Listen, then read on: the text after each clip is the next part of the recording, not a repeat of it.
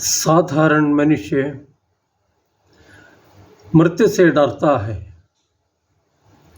वो मरना नहीं चाहता।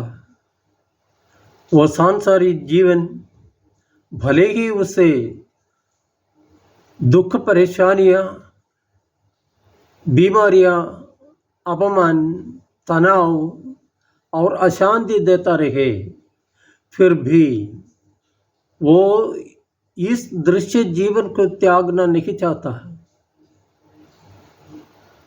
मृत्यु प्रकृति का एक नियम है, लेकिन मनुष्य इस नियम को पार करने या कम से कम उसे टाल देने का हर प्रयास करता रहता है। मृत्यु से डरने का मनुष्य मुख्य कारण है मृत्यु के बाद क्या होगा इसकी अज्ञता। कुछ लोग ऐसे भी हैं जो मरना चाहते हैं। ये भी दो प्रकार के लोग हैं। एक वे जो अनेक कारणों से इस संसार के जीवन से हताश हो चुके हैं, और दूसरे वे जिनके मन में यह गलत धारणा जोर से बिठाई गई है कि दूसरों का खून बहाते हुए मरने से सर्व सुख सुविधाओं का स्वर्ग निश्चित रूप से प्राप्त होगा। एक तीसरी किस्म के लोग भी हैं जिनकी खोपड़ी में गलत देश प्रेम या जाति प्रेम या किसी भी खास आशय का प्रेम इतनी तीव्रता पा चुका है कि वे अपनी सामान्य बुद्धि या विवेक खो बैठे हैं। खेद की बात यह है कि ऐसे लोग अपने कर्मों के फल के बारे में सोचते या जानते नहीं है।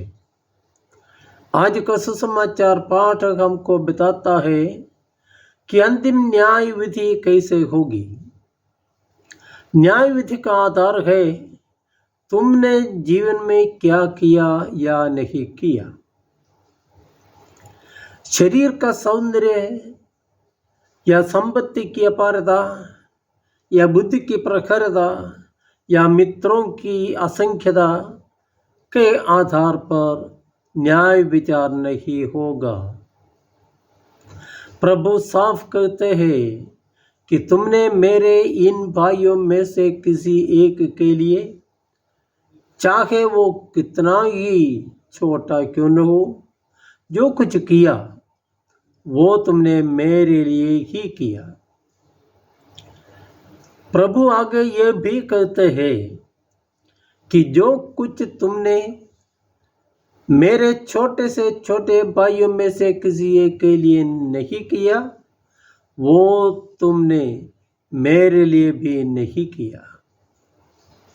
प्रभु चाहते हैं कि हम अपनी शक्ति और क्षमता के अनुसार जरूरतमंदों की सेवा और सहायता करें,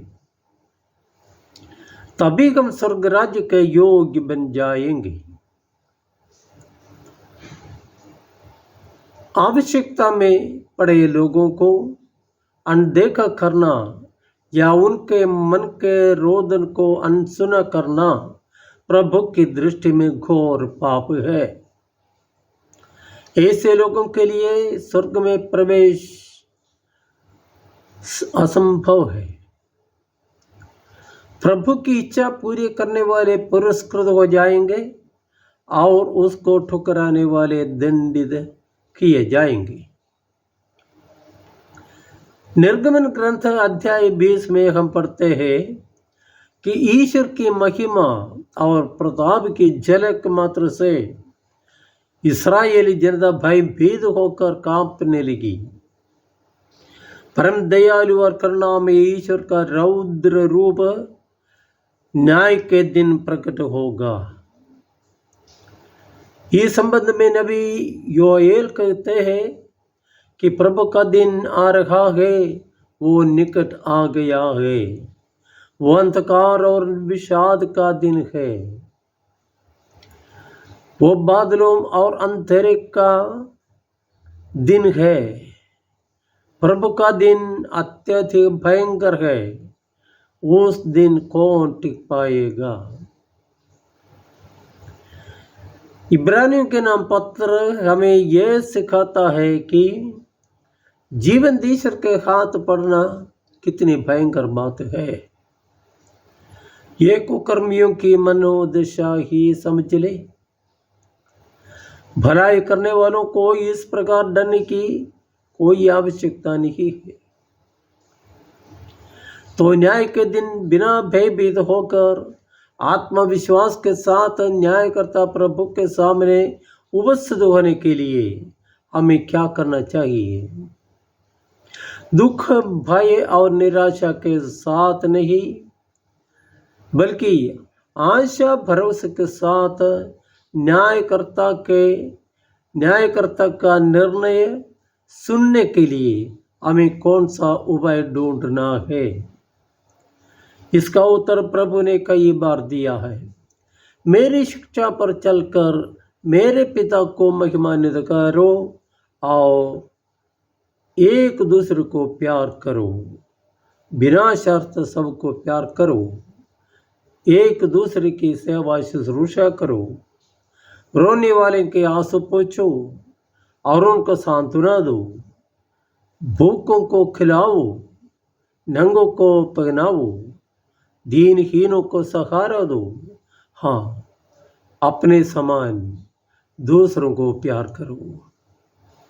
जो ऐसा करने का भरसक प्रयास करता हो वही जीवन में सफलता पाएगा और न्यायकर्ता प्रभु से यह आश्वास वचन सुनने पाएगा। मेरे पिता के कृपा पात्रों, आओ और उस राज्य के अधिकारी बनो जो संसार के प्रारंभ से तुम लोगों के लिए तैयार किया गया है। इसलिए आइए न्याय के दिन प्रभु की प्रीति पाने के लिए अभी से भले कार्य करने और एक दूसरे को दिल से प्यार करने के कार्यों में हम आगे बढ़ते जाएं। जय यीशु।